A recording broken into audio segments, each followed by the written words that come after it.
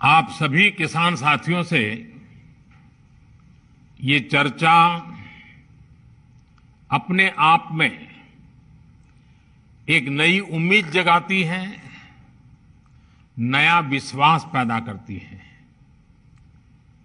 आज जैसा अभी हमारे मंत्री श्रीमान नरेंद्र सिंह जी तोमर बता रहे थे, आज भगवान बसवेश्वर जयंती है,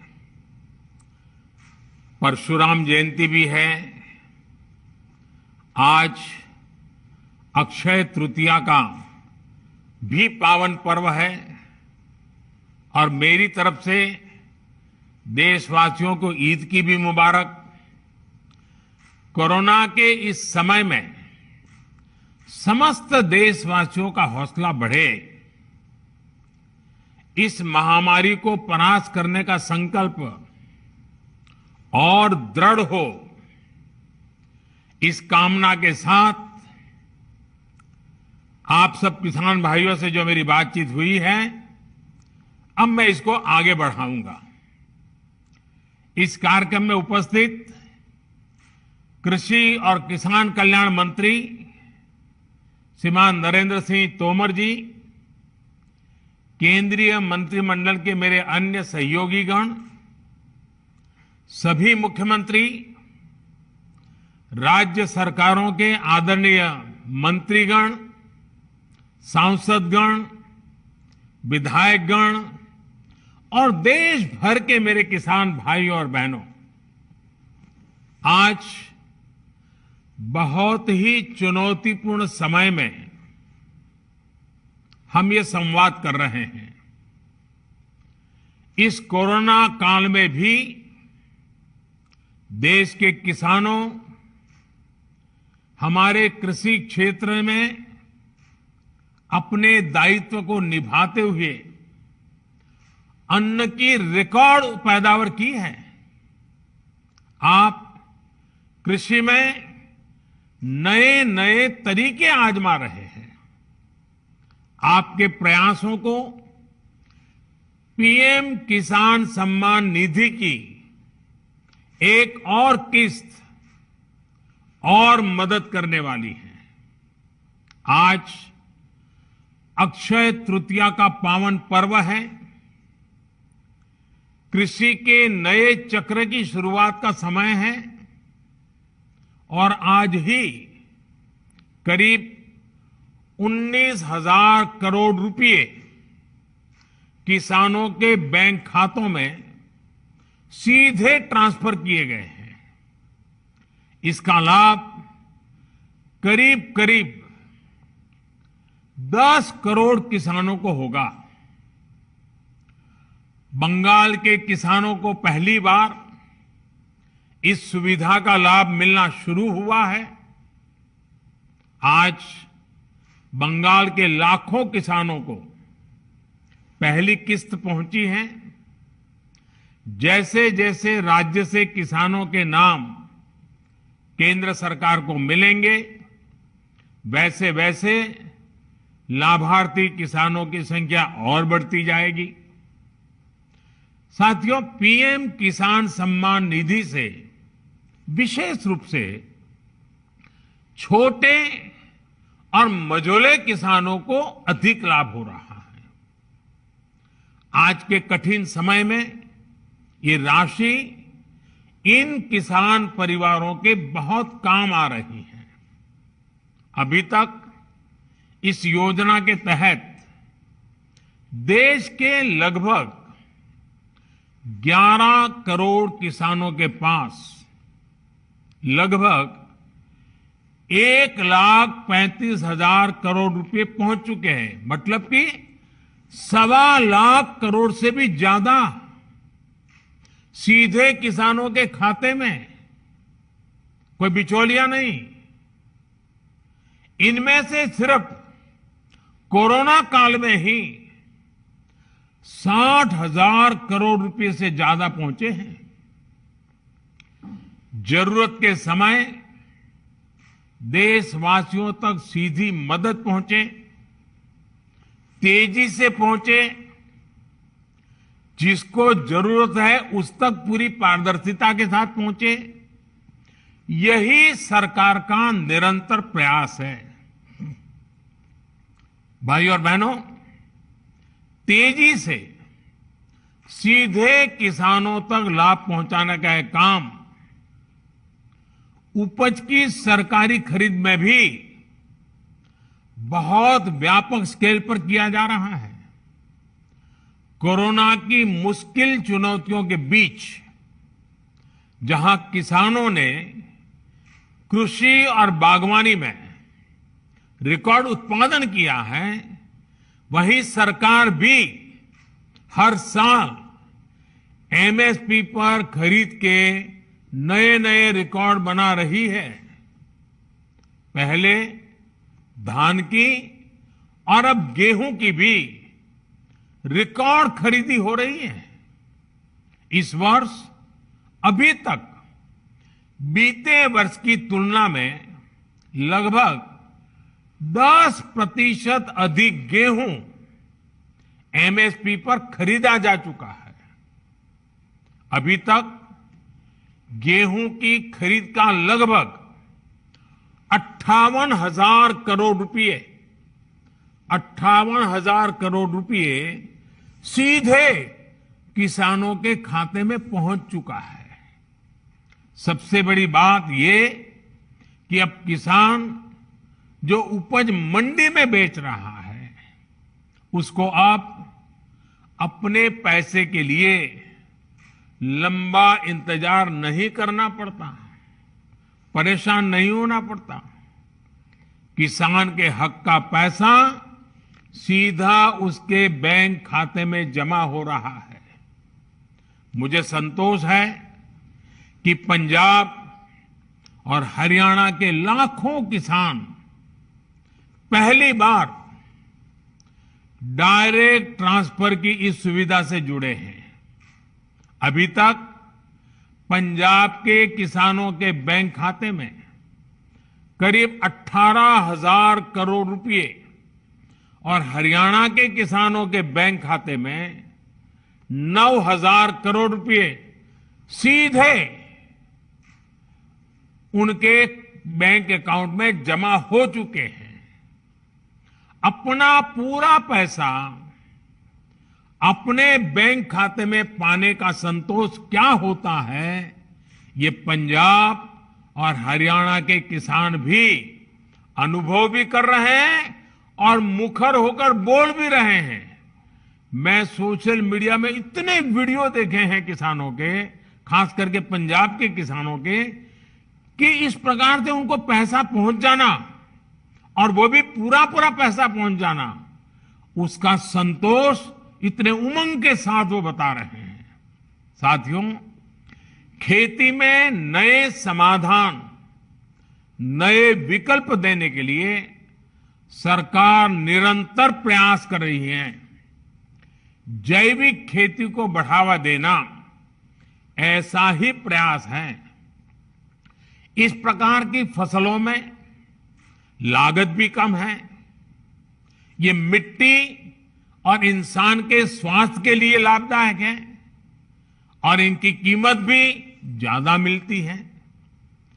थोड़ी देर पहले इस प्रकार की खेती में जुड़े देश भर के कुछ किसानों से मेरी बातचीत भी हुई है। उनके हौसले, उनके अनुभवों को जानकर मैं बहुत उत्साहित हूं। आज गंगा जी के दोनों ओर करीब 5 किलोमीटर के दायरे में जैविक खेती को व्यापक स्तर पर प्रोत्साहित किया जा रहा है, ताकि वो जो खेत में उपयोग किया गया केमिकल है, बारिश के समय जो पानी बह करके गंगा जी में न चला जाए और गंगा जी प्रदूषित न हो, इसलिए गंगा जी के दोनों तट के 5-5 किलोमीटर करीब करीब ये जैविक उत्पादक को विशेष बल दिया जा रहा है। ये जैविक उत्पाद नमामि गंगे के ब्रांड के साथ बाजार में उपलब्ध किए जा रहे हैं। इसी तरह भारतीय प्राकृतिक कृषि पद्धति को उसको भी व्यापक स्तर पर प्रोत्साहित किया जा रहा है। इसके साथ साथ सरकार की ये निरंतर कोशिश है कि छोटे और सीमांत किसानों को बैंकों से सस्ता और आसान ऋण मिले। इसके लिए बीते 1.5 साल से किसान क्रेडिट कार्ड उपलब्ध कराने का एक विशेष अभियान चलाया जा रहा है। इस दौरान 2 करोड़ से ज्यादा किसान 2 करोड़ से ज्यादा किसान क्रेडिट कार्ड जारी किए गए हैं। इन कार्ड्स पर किसानों ने 2 लाख करोड़ रुपए से ज्यादा का ऋण बैंकों से लिया है। 2 लाख करोड़ रुपए। इसका बहुत बड़ा लाभ पशुपालन, डेयरी और मछली पालन से जुड़े किसानों को भी मिलना शुरू हुआ है।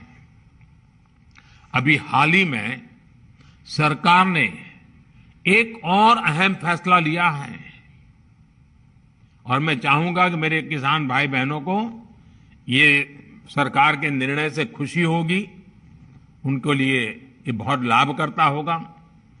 सरकार ने निर्णय किया है कि कोरोना काल को देखते हुए केसीसी ऋण के भुगतान या फिर नवीनीकरण की समय सीमा को बढ़ा दिया गया है। ऐसे सभी किसान जिनका ऋण बकाया है वो अब 30 जून तक ऋण का नवीनीकरण कर सकते हैं। इस बढ़ी हुई अवधि में भी किसानों को 4% ब्याज पर जो ऋण मिलता है, जो लाभ मिलता है, वो लाभ भी चालू रहेगा, मिलता रहेगा। साथियों, गांव का किसान का कोरोना के विरुद्ध भारत की लड़ाई में बहुत बड़ा योगदान रहा है। ये आपके ही श्रम का परिणाम है कि आज इस कोरोना काल में भारत दुनिया की सबसे बड़ी मुफ्त राशन की योजना चला रहा है। प्रधानमंत्री गरीब कल्याण योजना के माध्यम से पिछले वर्ष 8 महीने तक गरीबों को मुफ्त राशन दिया गया था। इस बार मई और जून महीने में देश के 80 करोड़ से ज्यादा साथियों को राशन मिले, इसका प्रबंध भी किया गया है। इस पर भी केंद्र सरकार 26,000 करोड़ रुपए हमारे गरीब के घर में चूल्हा जले इसलिए खर्च कर रही है। मैं राज्य सरकारों से आग्रह करूंगा कि गरीबों को इस राशन के वितरण में कोई परेशानी ना आए, ये सुनिश्चित करें। साथियों, 100 साल बाद आई इतनी भीषण महामारी कदम कदम पर दुनिया की परीक्षा ले रही है। हमारे सामने एक अदृश्य दुश्मन है और ये दुश्मन बहुरूपिया भी है। और इस दुश्मन के कारण, इस कोरोना वायरस के कारण हम अपने बहुत से करीबियों को खो चुके हैं। बीते कुछ समय से जो कष्ट देशवासियों ने सहा है, अनेकों लोग जिस दर्द से गुजरे हैं, तकलीफ से गुजरे हैं, वो मैं भी उतना ही महसूस कर रहा हूं। देश का प्रधान सेवक होने के नाते आपकी हर भावना का मैं सहभागी हूं। कोरोना की सेकंड वेव से मुकाबले में संसाधनों से जुड़े जो भी गतिरोध थे वो तेजी से दूर किए जा रहे हैं। युद्ध स्तर पर काम करने का प्रयास हो रहा है। आपने देखा होगा सरकार के सभी विभाग, सारे संसाधन हमारे देश के सुरक्षा बल, हमारे साइंटिस्ट, हर कोई दिन रात कोविड की चुनौती का मुकाबला करने में एकजुट है। देश के अलग अलग हिस्सों में तेजी के साथ कोविड अस्पताल बन रहे हैं। नई टेक्नोलॉजी से ऑक्सीजन प्लांट लगाए जा रहे हैं। हमारी तीनों सेनाएं, वायुसेना, नेवी, आर्मी, सभी पूरी शक्ति से एक काम में जुटे हैं। ऑक्सीजन रेल इसने कोरोना के खिलाफ इस लड़ाई को बहुत बड़ी ताकत दी है। देश के दूर सुदूर हिस्सों में ये स्पेशल ट्रेन्स, ये ऑक्सीजन रेल ऑक्सीजन पहुंचाने में जुटी हैं। ऑक्सीजन टैंकर्स ले जाने वाले ट्रक ड्राइवर्स बिना रुके काम कर रहे हैं। देश के डॉक्टर्स हो, नर्सिंग स्टाफ हो, सफाई कर्मचारी हो, एम्बुलेंस के ड्राइवर्स हो, लैब में काम करने वाले सज्जन हो, सैंपल कलेक्ट करने वाले लोग हो, एक एक जीवन को बचाने के लिए 24 घंटे जुटे हुए हैं।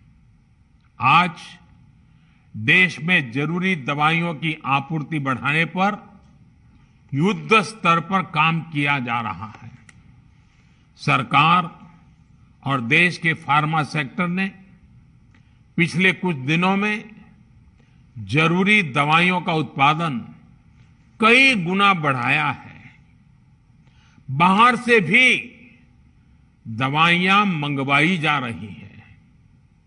इस संकट के समय में दवाइयां और जरूरी वस्तुओं की जमाखोरी और कालाबाजारी में भी कुछ लोग अपने निहित स्वार्थ के कारण लगे हुए हैं।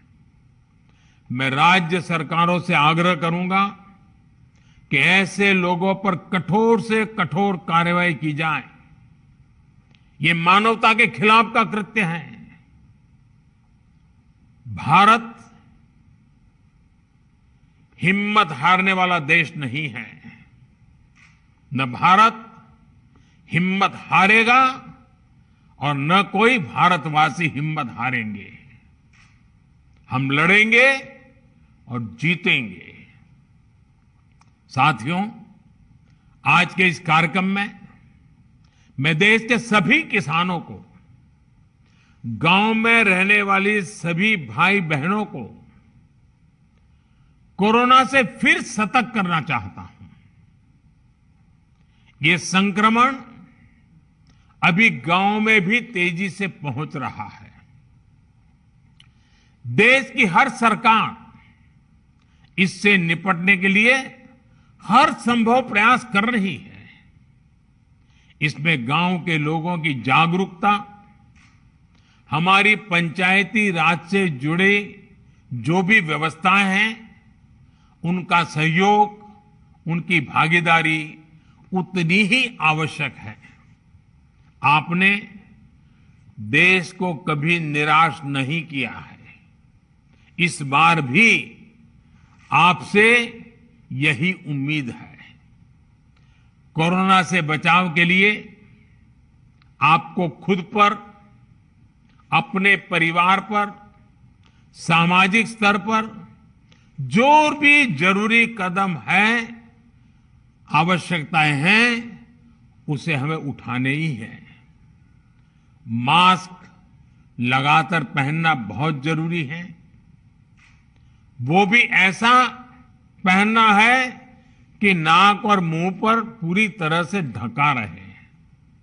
दूसरी बात, आपको किसी भी प्रकार के खांसी, सर्दी, जुकाम, बुखार, उल्टी, दस्त जैसे लक्षणों को सामान्य मानकर नहीं चलना है। पहले तो खुद को यथासंभव दूसरों से अलग करना है, फिर जल्द से जल्द कोरोना टेस्ट करना है, और जब तक रिपोर्ट ना आए तब तक डॉक्टरों से जो दवाई बताई है वो जरूर लेते रहना है। साथियों, बचाव का एक बहुत बड़ा माध्यम है कोरोना का टीका। केंद्र सरकार और सारी राज्य सरकारें मिलकर ये निरंतर प्रयास कर रही हैं कि ज्यादा से ज्यादा देशवासियों को तेजी से टीका लग पाए। देश भर में अभी तक करीब 18 करोड़ वैक्सीन डोज दी जा चुकी है। देश भर के सरकारी अस्पतालों में मुफ्त टीकाकरण किया जा रहा है। इसलिए जब भी आपकी बारी आए तो टीका जरूर लगवाएगा। ये टीका हमें कोरोना के विरुद्ध सुरक्षा कवच देगा, गंभीर बीमारी की आशंका को कम करेगा। हां, टीका लगाने के बाद भी मास्क और 2 गज की दूरी के मंत्र को अभी हमें छोड़ना नहीं है। एक बार फिर सभी किसान साथियों को मैं बहुत बहुत शुभकामनाएं देता हूं। बहुत बहुत धन्यवाद।